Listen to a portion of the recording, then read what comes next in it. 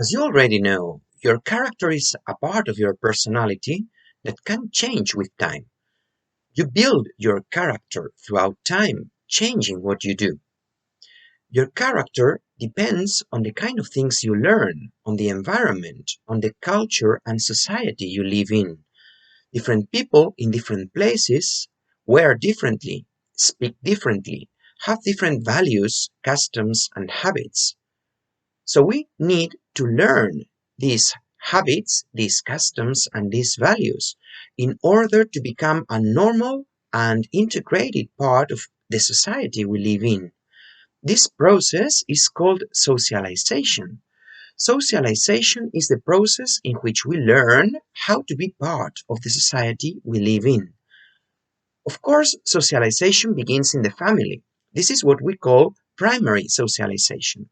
Our parents teach us our language, the basic rules, what to do, what should be avoided, how to behave. But there is later a second process that is also very important and is called secondary socialization.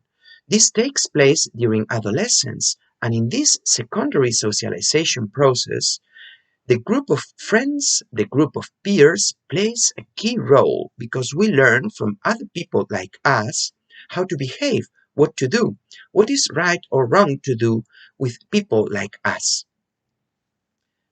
Being an active member of society is important and makes us an active citizen of the country or society we live in. But we must take into account that different societies have different rules, different values, different ways of life. That is what we call culture. The culture of a society is the way of life, their values, their attitudes, their customs, their rules, and they can be different. They change from place to place and they change with time. Different societies have different cultures, and this is good. Diversity is rich and makes our life more interesting and more passionate. But there is a limit to cultural diversity. The limit is the respect of human rights. It's okay that other countries eat different things, or dress differently, or think differently than us.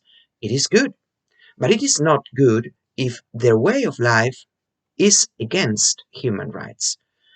So there is a limit to cultural diversity.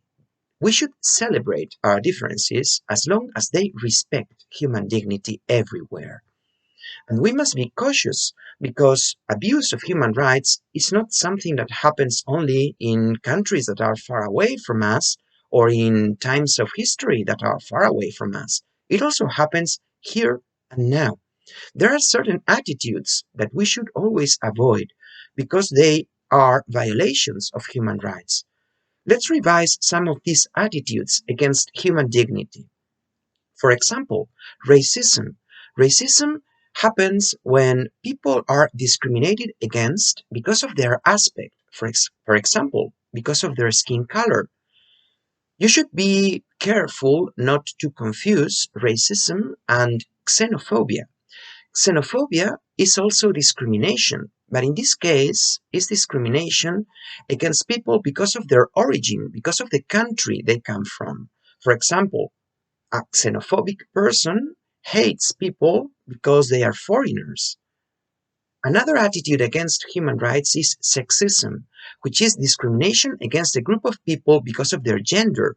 Usually, women are discriminated, so that's what generally happens, that sexism affects them and they are mistreated, they are not treated equally.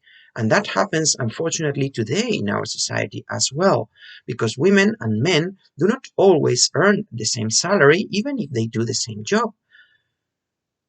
Another important attitude against human rights is homophobia. Homophobia is rejection of people that are homosexual. Homosexual people have been discriminated against for a long time, but this is totally unfair because everyone can live and love and do whatever you want as long as you respect other people as well.